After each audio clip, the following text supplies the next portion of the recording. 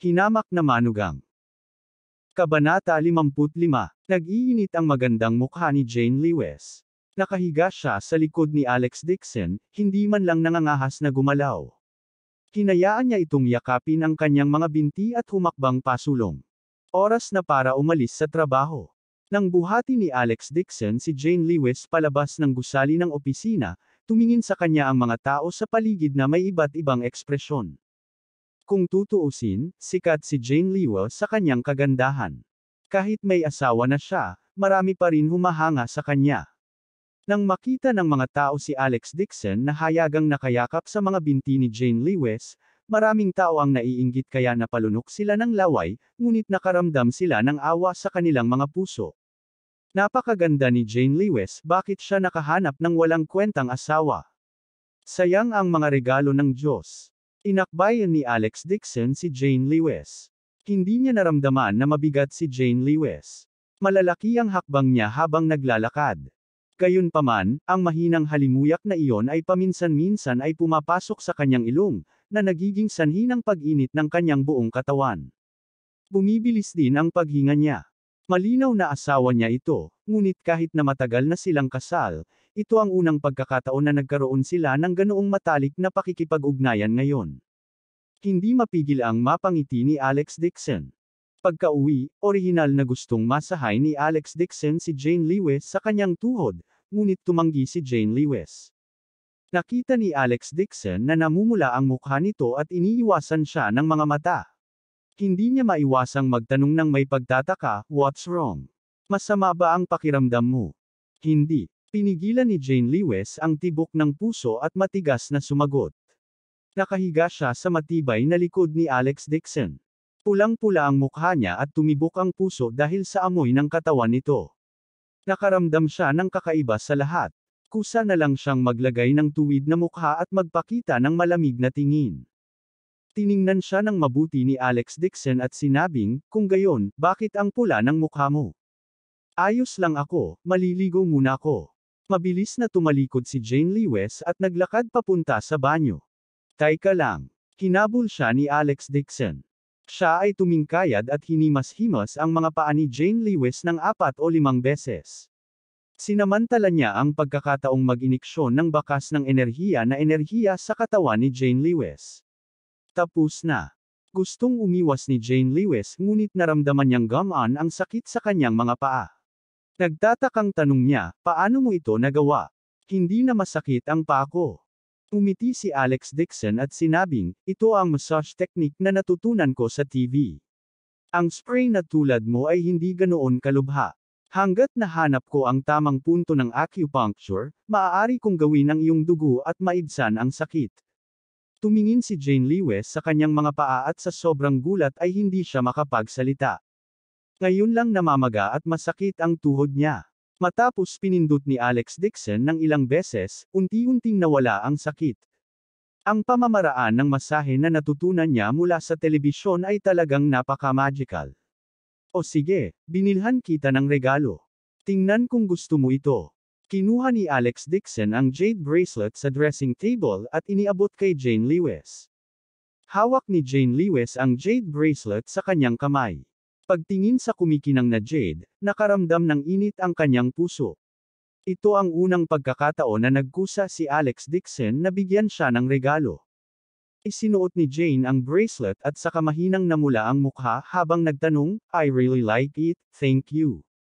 Ang bracelet na ito ay hindi mura, tama. Tsaka wala kang madaming pera.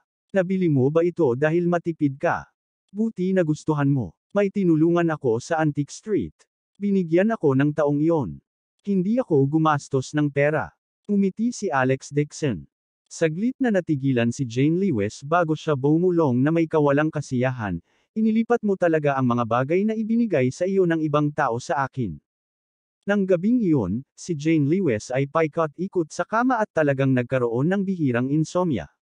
Sa dilim, sinilip niya si Alex Dixon na natutulog sa lupa. Ang komplikado talaga ng mood niya. Sa pakikinig sa maindayog na paghinga ni Alex Dixon sa sahig, hindi alam ni Jane Lewis kung ano ang pakiramdam. Napabuntong hininga siya at pinilit na ipikit ang kanyang mga mata.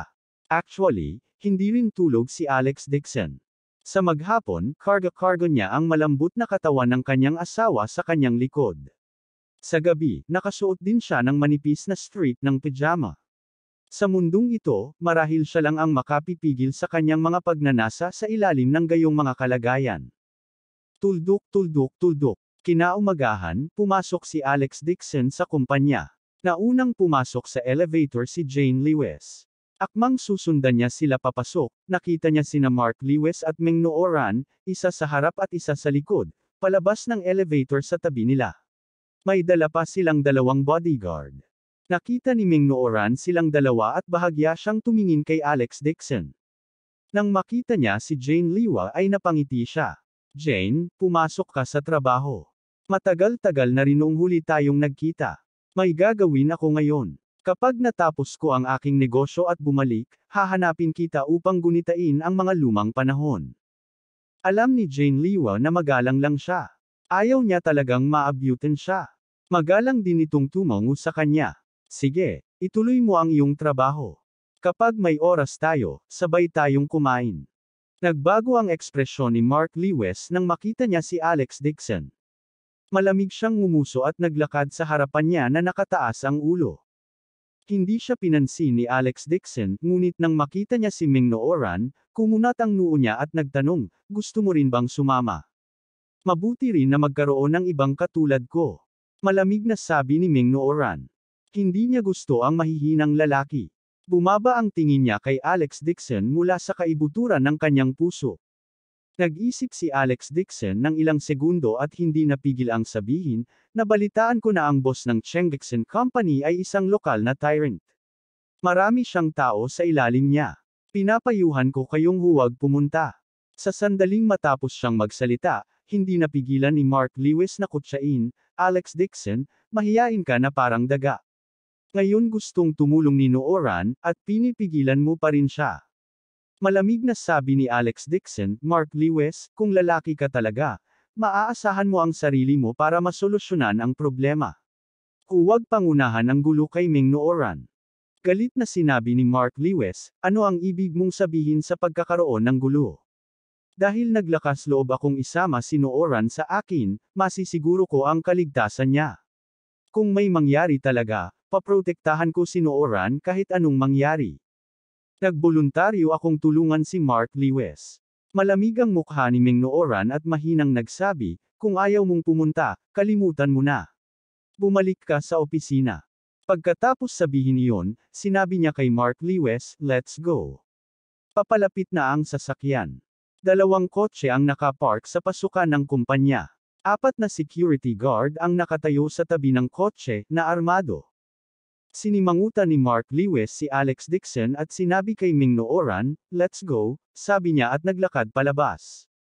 Tumango si Meng Nooran kay Jane Lewis na nakatayo sa elevator. Magalang niyang bati at sinundan si Mark Lewis palabas. Napakunot ang noo ni Jane Lewis at pinanood silang dalawa na naglalakad palabas ng kumpanya.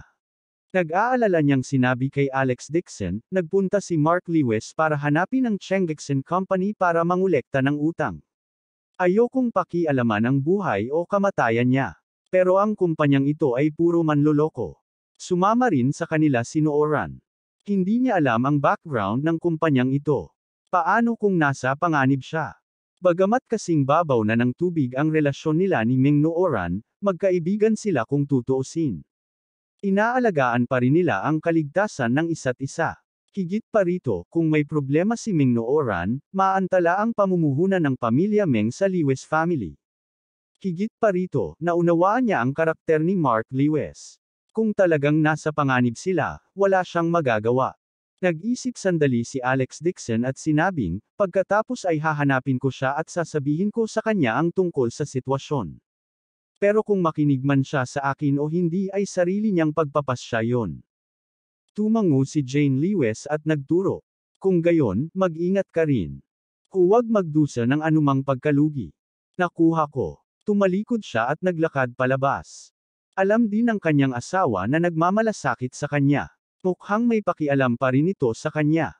Lumabas si Alex Dixon sa kumpanya at nakita niyang walang sasakyan sa labas. Mabilis siyang nakatawag ng taxi. Sinabi niya sa driver ang address at pinaandar ang kotse ng mabilis. Inaasahan niyang mahikayat si Ming Nooran na bumalik bago mangyari ang anumang bagay. Napakalaki ng background ng Chengxin Company sa Jinling City. Sa 2 taon na pagbubukas nila ng loan company, nakataas pa sila ng 4 hanggang 5 lalaki.